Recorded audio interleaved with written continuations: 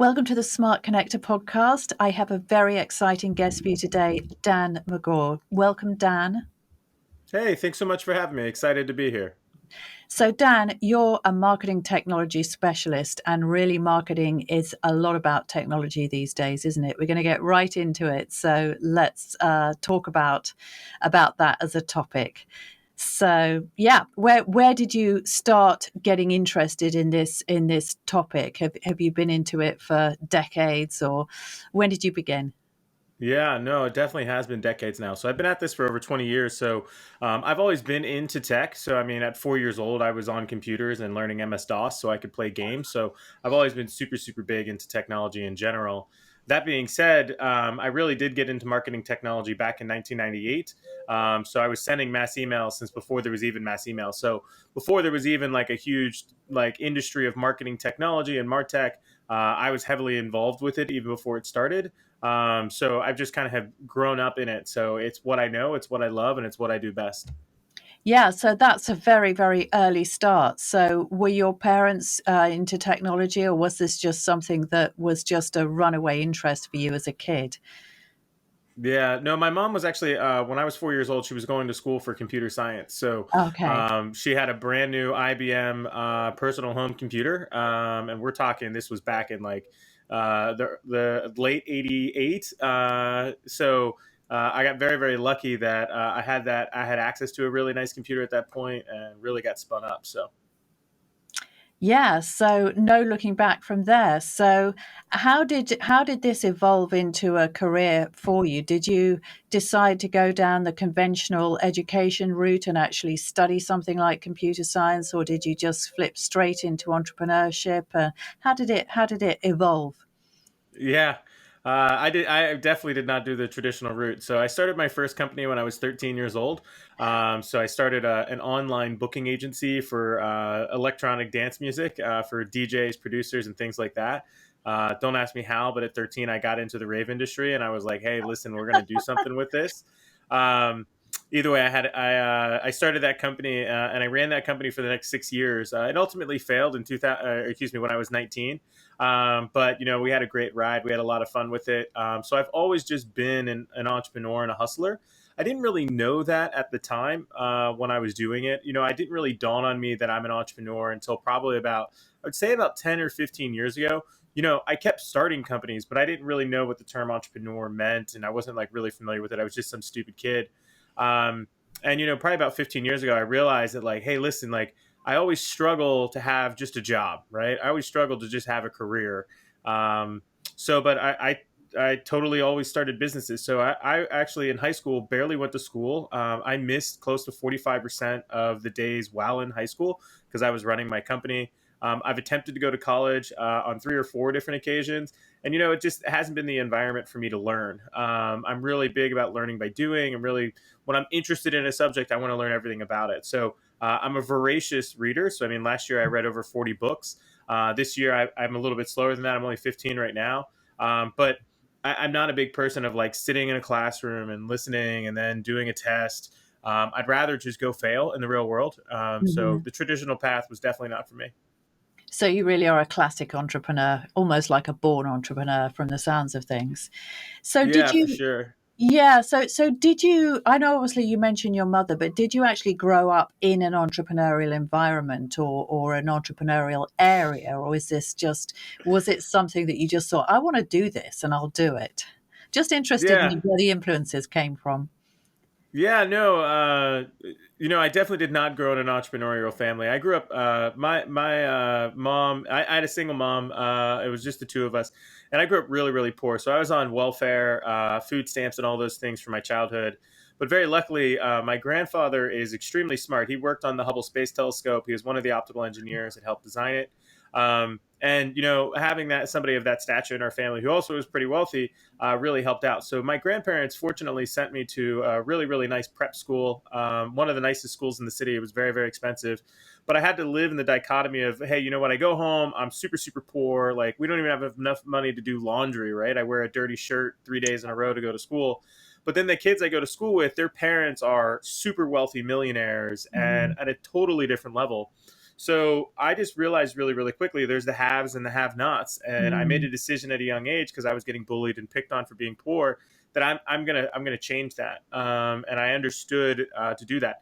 But growing up in the ghetto, you didn't really have the means to really do anything about it by getting a job, especially when you're like 10 years old, right? So I just started hustling in any way that I could to make money, and sometimes I would be like selling things or buying things, and then reselling them and stuff like that. So it was just something that I kind of happened to get into because I wanted to make money, and I've always been very, very motivated by money and as well as being able to build wealth. So I think it would just be a natural thing. I think the problem with me in a career, though, where I have run into problems, is sometimes that, at many companies I've worked in, I've had a lot of respect for my leaders, but I've also maybe have butted heads and been like, I think that there's a better way to do this, and then been roadblocked with being able to do that. So I've always wanted to go my own way and have more control of the situation. So that's, I mean, part of the reason why I'm an entrepreneur is because I really want to be able to build something, and I get gratification off of building that. Yeah, and of course, being in those big corporate organizations, a lot of it is about politicking, isn't it? It's about covering your back. It's about stuff that is not really to do with just getting on with it and getting results, is it? So, yeah, I Yeah, can no, definitely a understand. lot of politics. I don't Yeah, do well in political environments. And that's something at our companies now. So between McGaw.io and UTM.io, we really try to make sure that there is no ability to have politicking. We really do try to force away from that. And we have a very, very different culture here than you would find at most other companies. So we lack politics. We're pretty direct. We're going to tell you the truth, whether you like it or not. yeah, that sounds great. Where are you right now? Yeah, I know you obviously you're in the US. Where did you grow up, and where are you now, and why are you where you are now? Yeah, well, I'm originally from Pittsburgh, Pennsylvania, so up north, northeast, nice cold place. Wasn't a bad place to grow up or anything like that. It just wasn't a great place to have a tech company at the time. Yeah, So I was gonna come down to Florida and actually go to college at a place called Full Sail for the music business degree that they had. But once I got here and I started doing more to move in and like get prepped for the program, I found out that the program just wasn't for me. I already had enough music business experience. It wasn't going to be a good investment. So I moved to Orlando, Florida to go to school here. And then I was like, hey, listen, I'm not going to go to school. And I wound up just never leaving. So I've been in Orlando, Florida for about, I mean, almost 20 years now. So, I mean, I think it's like 17 years or something like that.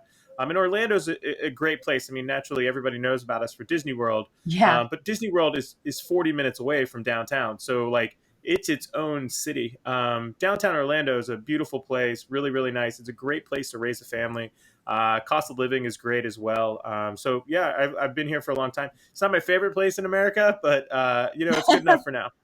Where is your favorite place in America? Yeah, probably it's probably a toss up between cities like San Francisco, New York, Boston, Chicago, even Yeah. Austin. Being from Pittsburgh, Pittsburgh is a much bigger city than Orlando. Mhm. Orlando's pretty small overall. I really do like big cities with a lot of movement, a lot of hustle and bustle, and we Yeah. just don't really have that here in Orlando. Yeah, yeah, okay. So let's talk about where you went after your teens, because you're already a seasoned entrepreneur by the time you hit the age of 20, right? So what happened after that? Yeah, so I mean, I came down to Florida, which was a lot of fun. I worked in the restaurant business for a little while. I ran a very large restaurant out at Disney called Raglan Road Irish Pub. I was their service manager and training manager. I mean, that's a pub that does 25 million a year. It's 25,000 square feet. It's a huge place. Ooh, So that was definitely a lot of fun. I learned a lot of stuff while I was there. But while working there, I kind of followed the traditional career path of, hey, you start as a server, then you become a manager, and then you become the general manager, and then you become an owner. And the restaurant industry is great, and I love it. It's like where my passion is, but the lifestyle is just atrocious. So I just decided it wasn't for me. So I ended up leaving that company and starting another business, which was in nightlife promotions. So we mhm. were once again back with working with DJs, electronic dance music, and stuff like that. But I had created a company called Untitled Management, and our Yeah, responsibility was to basically work at nightclubs. We would do the promotions for a nightclub, connect it with the DJ, but we would also negotiate deals with the liquor vendors and as well as the nightclubs. So we were able to collect money basically from everybody, which worked out really, really well. We did that right after the financial crash for about 2 years, which was a lot of fun. But once again, nightlife at a certain point, the club industry, it wears on you. It's not exactly a business you can raise a family with. So pivoted that and then turned that into a social media management company. Had Mhm. that for a few years. But it was a lot of fun and did all that stuff. And then I met my wife, and we started having kids and stuff like that. And that's when I was like, listen, I've got to get a job for a little bit. I've got some kids. And, I had two amazing positions. One at codeschool.com, where I was the head of growth. I took them from basically $40,000 a month to $400,000 a month in 18 months. And then Wow. 24 months after starting, they got acquired by Pluralsight, a huge company, for 36 million. And then I left from Code School, and then I went to become the head of marketing at Kissmetrics, which was one of the pioneers in marketing analytics.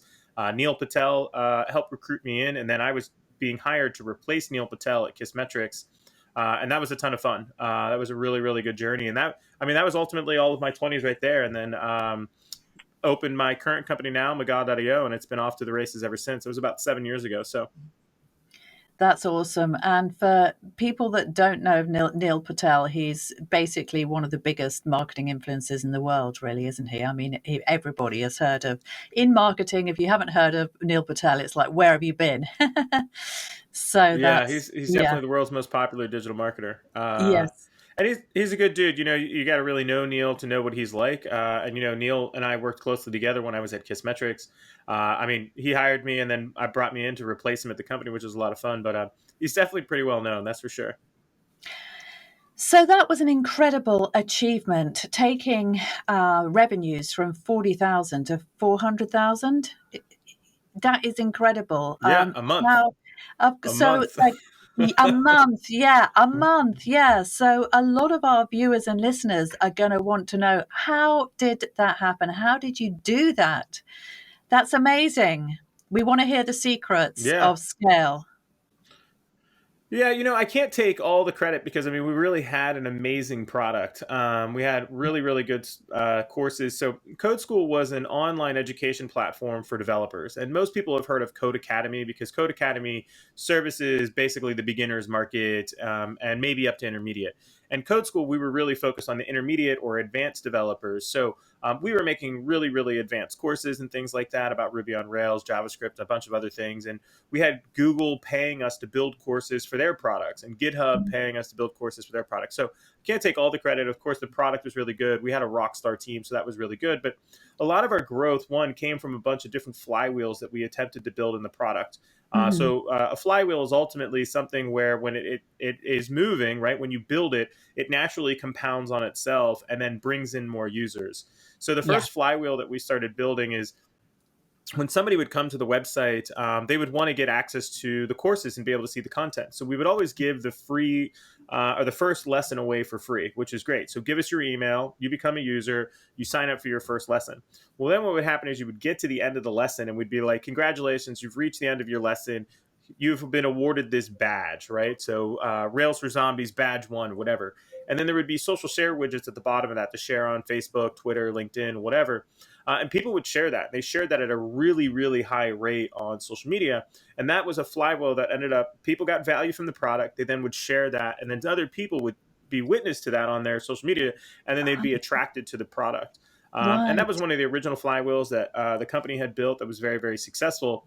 And what really kind of pushed us into the tipping point of really having a lot of growth is that we identified that as a really powerful flywheel. So one of the things that we built was a referral program, which in essence you could get, instead of just getting a free lesson, one free lesson, when you would sign up, you would have the opportunity to get 2 free days of access to the entire platform. So in essence, a free trial. But what we Ah, did was we said, hey, you get 2 days, but if you give one of your friends 2 days for free and they accept, we'll give you 2 more days. So for every friend you invite, you get an additional 2 days, up to 30 days of the platform. yeah, That referral program took off like wildfire. So it basically doubled every single month in the amount of new people that came to the site. yeah. That was really where a lot of our initial growth came from. And then after that, kind of really, really grew the business and really got us exposure. It was a lot of organic and word of mouth stuff and partnerships that really helped us get there. But that referral program really helped us push over the edge. Yeah, that's really interesting. And affiliate programs are very, very powerful when it comes to tech marketing, aren't they? I have an affiliate program myself. It's only a small one, but I know I'm also an affiliate of some of the platforms that I use. And of course, what's not to like? It's totally win-win, isn't it? Because you're bringing your network.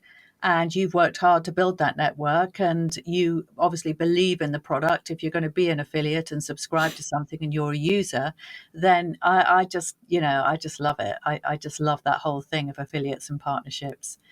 Yeah, for Amazing. sure.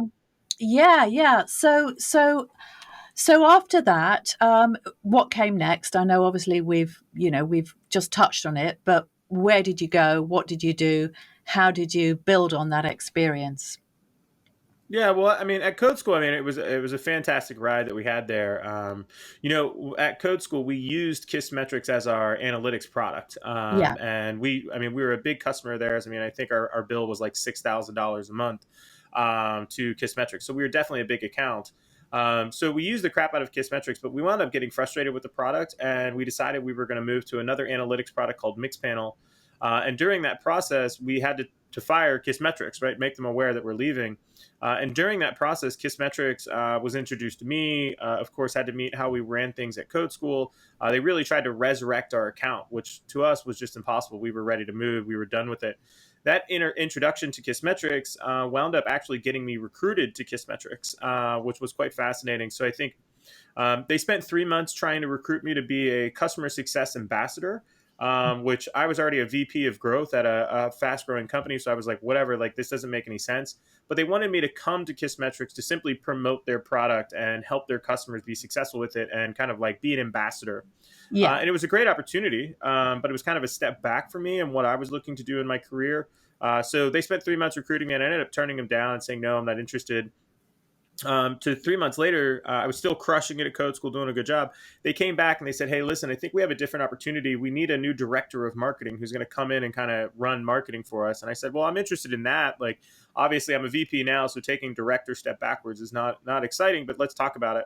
Kissmetrics did a lot to swoon me into that deal, which was really, really good. And I ended up rejecting it because there was a requirement to move to San Francisco. Code School was based here in Orlando, and I had no intention of leaving Orlando.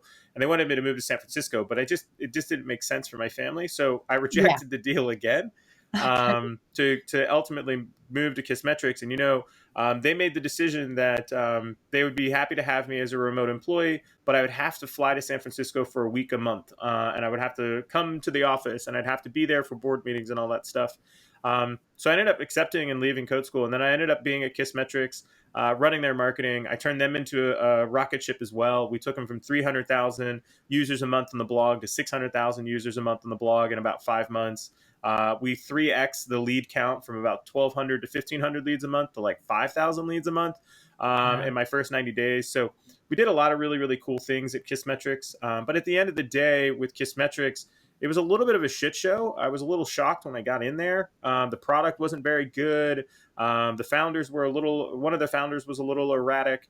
And we just had some issues. So, I was only there for about a year, but I decided it was the wrong business for me. It was the wrong team for me. And I decided to leave. And I was running another company of mine called Fuelsy, which is a venture-backed startup. I had been running that concurrently while also running Kissmetrics, and my investors approved and stuff like that. But so I ran Fuelsy for a few months, and then ultimately, my wife said, "Your investors don't pay us enough money to buy Christmas presents and to have a big Christmas, so I need you to do some consulting." And that's ultimately how McGaw.io got started. It was just an accident. I was supposed to make some money for Christmas presents, was supposed to do consulting for 6 weeks, and it kind of spiraled out of control in the first 3 months. 5 months after kind of saying I was going to do consulting, we had a full-time staff of 12 people. We had an office. Wow. It was just kind of like, okay, we're doing this. So it was definitely really, really fascinating and fun to get going. And, it's one of the best mistakes that's ever happened to me. And it But all we're here now, started. so it's a lot of fun. Yeah, that's right. Did your kids get a good Christmas that year? Yeah, they got a really, really good Christmas that year. I don't think there's ever been a bad Christmas for them. They've been very fortunate, Nice. especially compared to my childhood. Yeah. So yeah, my wife does an amazing job and really takes care of the kids in that way. So, but yeah, they had a great Christmas for sure.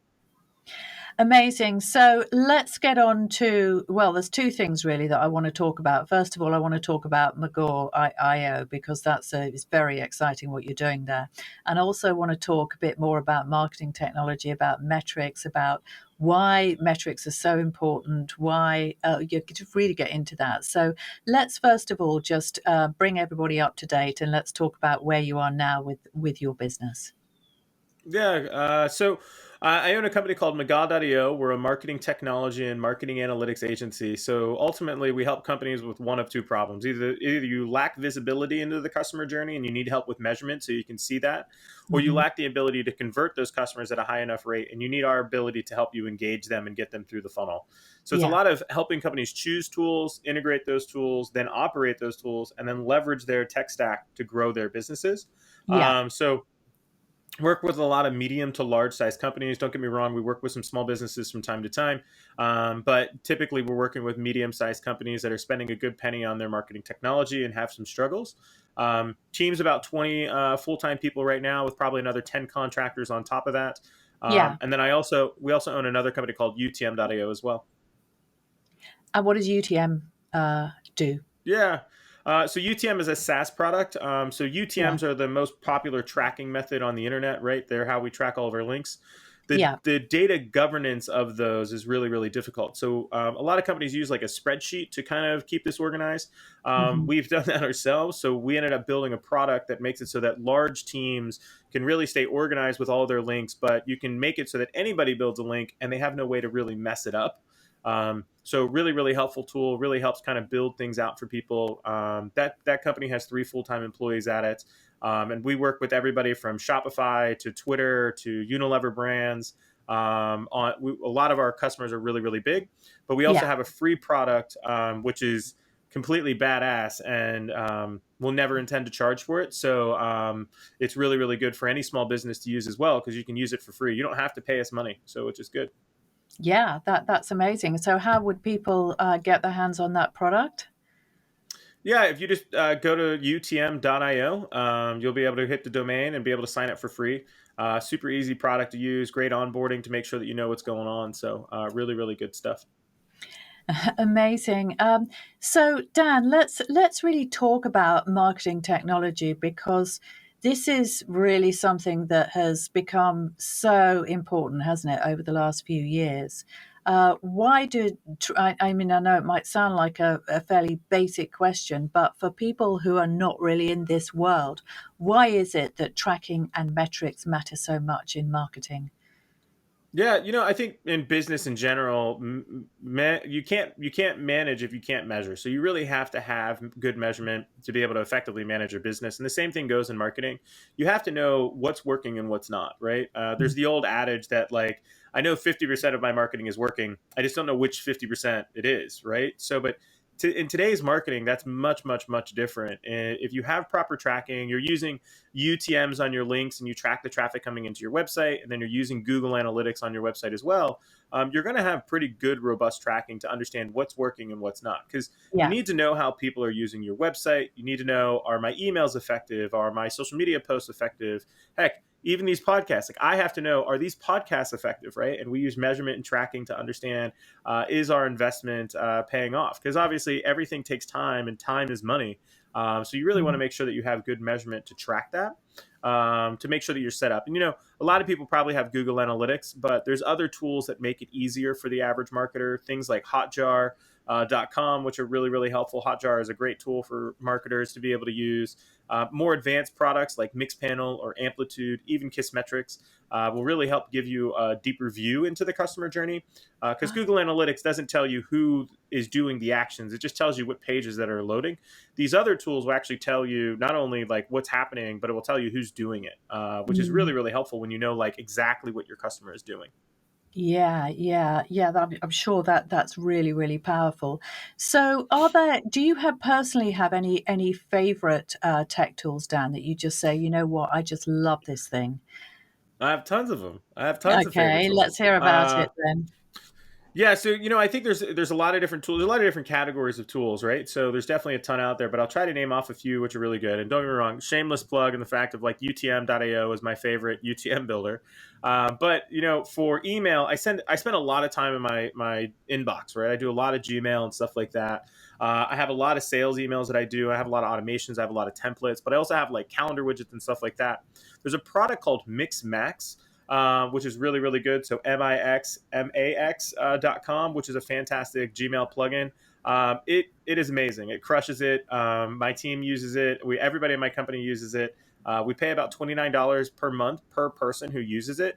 But the amount of efficiency that it offers us and the ability it gives us to schedule meetings with our clients very quickly and crisply in an email are just amazing. So Mixmax is one of my favorite for email. When it comes down to marketing automation, so like the tool that helps us automate all of our marketing, Autopilot is one of my favorite. Their legacy product, Autopilot Journeys, which can no longer really be accessed, is by far my favorite marketing automation tool out there. They do have their new version of Autopilot, which is using a lot of artificial intelligence.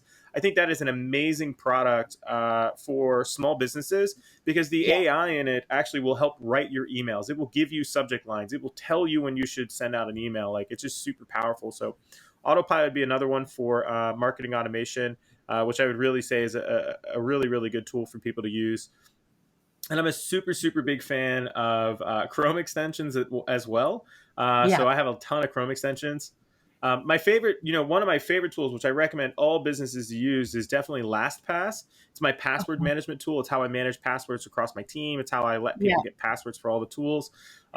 LastPass is absolutely amazing. So highly recommend that. And those are some of the top ones that I can recommend. I mean, I could probably go on for a half an hour in regards to just crazy tools out there. Yeah, actually, one that I've discovered recently is called Remove Friends, which is a Chrome plugin. And it's amazing because you can actually go into your Facebook account and you can track how many, whether people are actually liking your posts, commenting on them, whether in fact they've been active at all on your account. And if they haven't been, then you can remove them using the app. So that's a pretty cool one that I've discovered only I like today. that. So, oh, it's Uh, good. Yeah. I love Yeah. that. I love your new tools. Any other cool tools you know of? I mean, like that's my biggest thing in life is knowing tools. Oh, yeah, yeah. No, I can't think of, I mean, look, I love apps as well, but I'm probably, I'm not like a big tech person, but I'll tell you what, I will keep you posted. Definitely. But that remove Yeah, friends, thank you. that's a good one. Yeah. It's a bit like kind of spying on people as well. I think that's the thing that I like about it because all these people are masquerading as your friends, but they're actually just consuming your content without really participating. So that's the thing Yeah. that I like about that. Okay. Yeah. So let's talk about AI because I know AI is really big in marketing, and I know that there are tools coming out. I've been noticing on my Facebook feed that there are these things like Jarvis that are Yeah. actually helping people put together social media content. And the people that I speak to tend to be a bit conflicted about this because I think they're worried that it's not going to, we're all used to producing our own content and actually having to be quite inventive and putting our own unique spin on things. I think as creators, as podcasters, as people who are active on social media, entrepreneurs, whatever. So I think there seems to be amongst my community a bit of resistance to some of these tools, and I just wonder what you thought about these kind of AI driven apps that are actually helping people create content, for example, like Yeah. Jarvis. I think they're extremely, extremely powerful, and it's really, really helpful, especially for a small business, right? A lot of these AI tools, like the one that Autopilot is integrated in their tool, their whole purpose is to give it to small businesses, right? So I think that's super, super helpful because it's hard for a small business to compete against these big brands when these big brands have Yeah, massive budgets. So just being yeah, able to have access to that AI, I think, is really, really good. yeah, There's obviously you have to be cautious with it. You need to review what it is doing, and the whole yeah, reason why is because at the end of the day, the artificial intelligence objective is to get engagement and to, of course, get feedback. And I'm not yeah, going to throw any companies I know under the bus, but artificial intelligence also has a tendency to be racist, right? And it's not because it wants to be, it's because it's only going towards where certain things are driving it.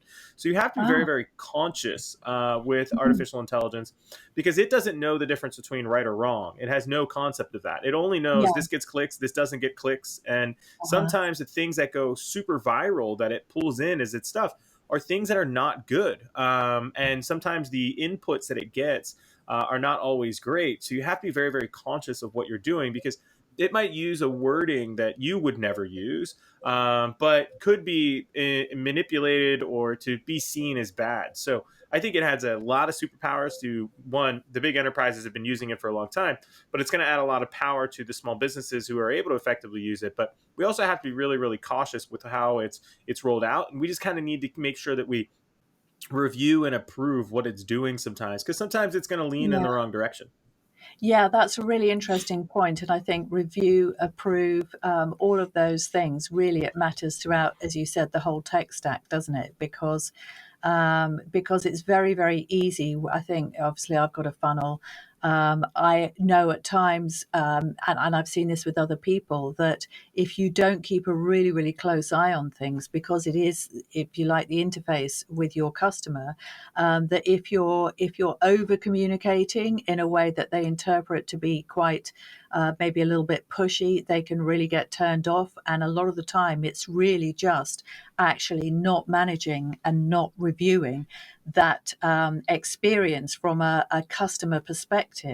It's hard to get it right sometimes, isn't it? I think particularly for smaller businesses.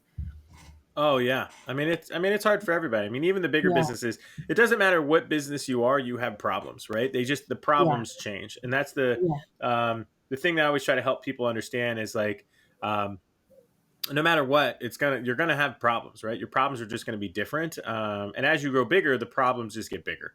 yeah. So you have to make sure that you keep your thumb on a lot of things. Yeah, yeah. So one of the discussions that I had with actually one of my mentors, a guy called Rob Moore, not so long ago, was about these AI influencers on Instagram. There was, I can't remember the name of one of them, but she's actually built a huge following and she's not even a real person. Mm, Do you think that that is the way that is where marketing technology is going in terms of influencers and creators and so on? Do you think we're going to see more and more and more of these AI figureheads, leaders, influencers? What do you for think about that, sure. Dan?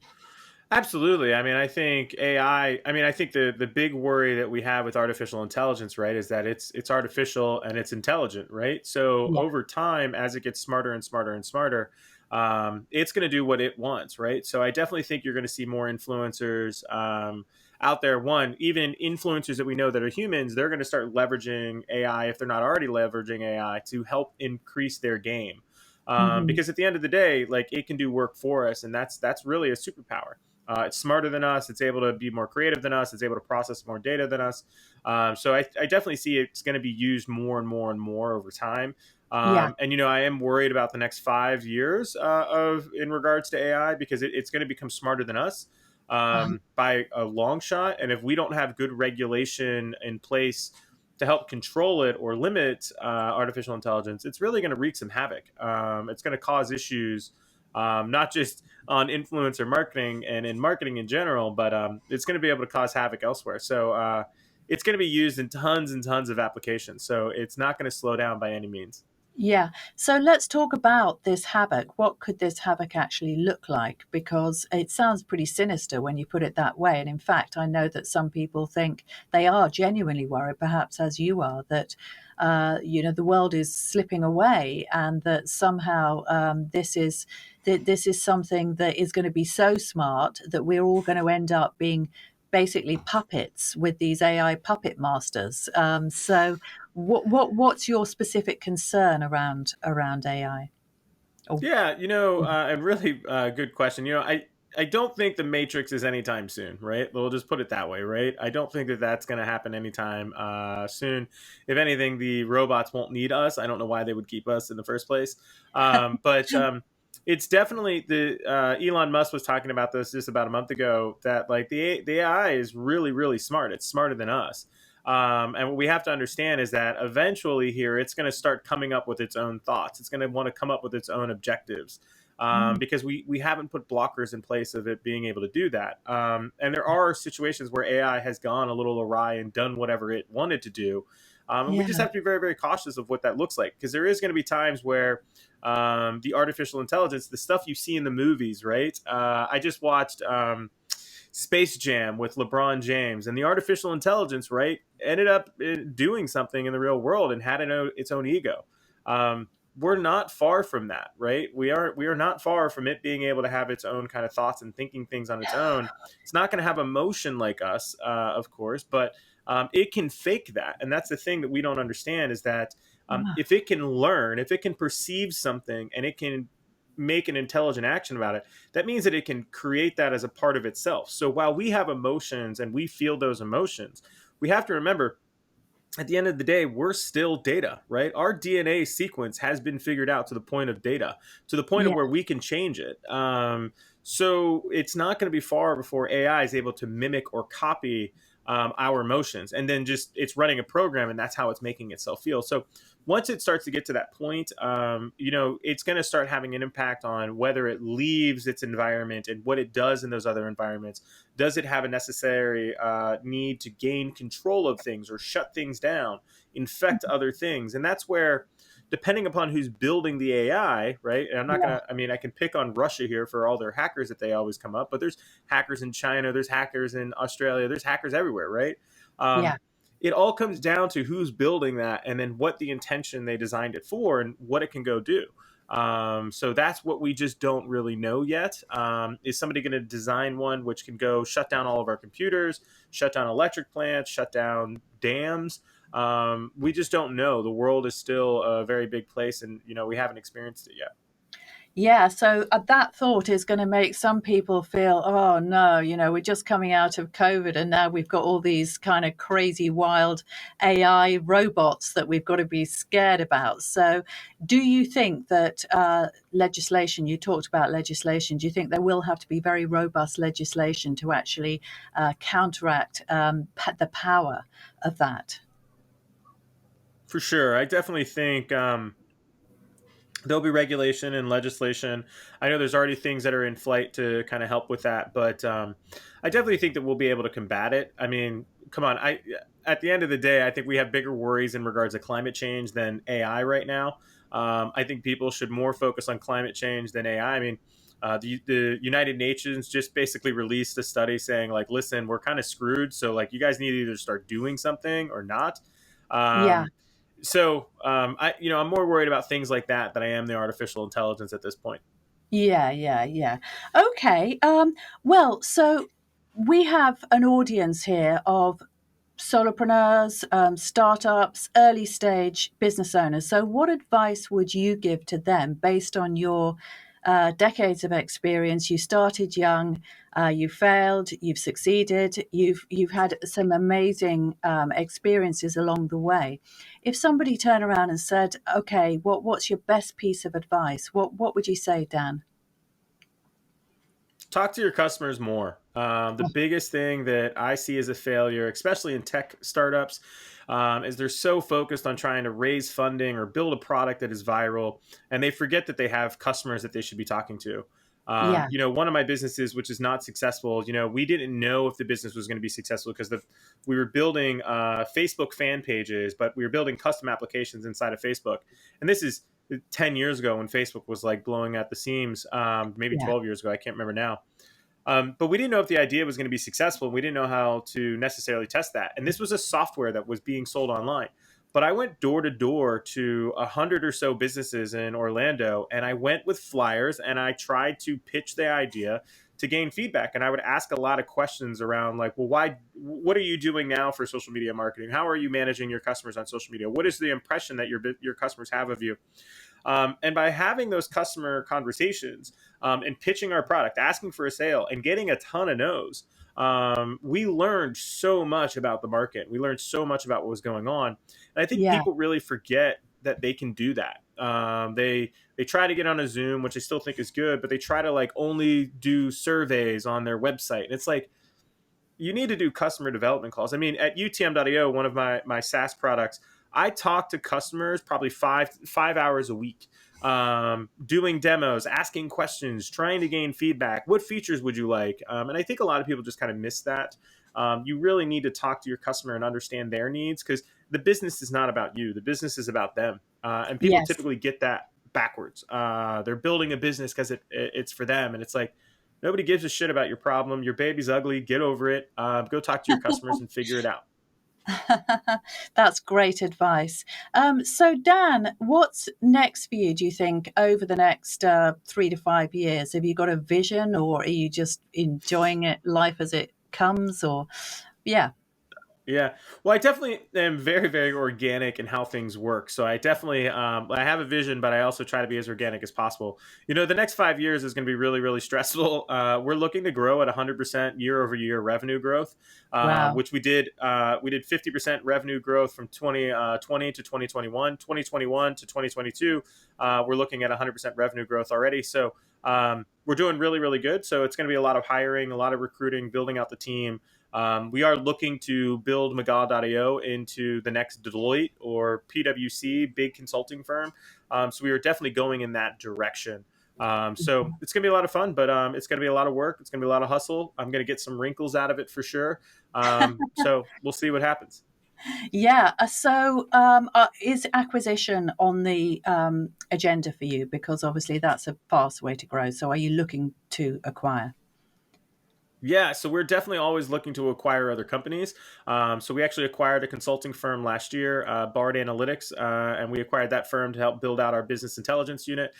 We're still looking for additional companies to acquire. We were just in negotiations with another acquiring a software company. Unfortunately, the deal didn't make sense. We definitely see a lot of companies out there to acquire. We say no a lot. I think founders, everybody wants to get a huge exit and a multiple. And it's like, listen, when your business is failing, you got to remember that you're not going to get 3x revenue. You're going to get half of revenue or a quarter of revenue because your business is failing. But yeah, I'm always looking for businesses to acquire. So if anybody has anything that they'd like to sell, I don't care what vertical it's in. It doesn't have to be tech. I love brick and mortar as well. I've been trying to buy a bagel shop for about 2 years, but haven't found the right one. Okay. So yeah, always looking at cool stuff. If you have something, a business that you're interested in selling, you can always reach out to me on LinkedIn. I'm on there as Dan McGaw. You can easily find me and send me a LinkedIn message. Amazing. So, are you looking at businesses in Europe as well as the US? Yeah, depending upon what the company, if it was a company in Europe, we'd definitely be looking to acquire a software just because we could manage that from anywhere. We wouldn't be Yes. trying to do anything brick and mortar. But yeah, we don't care where it is. We have team all around the world as well. So I mean, I have everybody from Turkey to Ukraine to China. Like, so we don't really discriminate. Yeah. So, how many countries in the world would you say that you're in then? I mean, I know I that think this we're is probably obviously very common. Yeah. Yeah, it's not exactly something that I track, but I think we're in 7 or 8 countries right Yeah. now. So, and that's just we have a team member there who works out of that country. We don't care where talent is. We care that talent is good, and that's our model. So, the only countries which are really really hard to work with are going to be China and Australia for us, and it's just because the time zone difference. Like they go to bed when Yeah. we're waking up, and vice versa. Yeah. So Yeah. more people are going to be in Europe, Eastern European. Yeah, cool. Well, thank you so much. It's been such a pleasure to speak to you today, Dan. Now, you've got a little giveaway that you'd like to offer our audience, haven't you? So, would you like to tell them about that? Yeah, and thanks so much for reminding me. So I wrote the book "Build Cool Shit." It's your modern blueprint to how do you build a marketing tech stack. Really, really good, easy read. If people want, what I'd love you to do is pull out your cell phone and you're going to text this number a word, and then you'll be able to get a free copy. So if you're not in the States, you're going to have to add one to this. But in the United States, it's just put in the number 415-915-9011. So I'll say that number again. The phone number is 415-915-9011. If you're not in the US, add a 1 to that in the beginning. If you text that number and you text the word MarTech to it, MARTECH, you'll actually experience one of our company's text bots, which will collect all of your information. So that way you can get a free copy of my book. So definitely check it out. It does require shipping costs for out of the United States, so definitely be aware of that. We will ship a hard copy to you, but you will have to pay the shipping. But definitely a great opportunity to get a free copy of my book. The book retails at $22, so super worth it. Amazing. And we'll put that in the show notes as well, Dan. So thank you so much again for joining us. It's been a really amazing interview, and really look forward to releasing it and sharing all your wisdom and amazing insights with our audience. Thank you. Thank you for having me.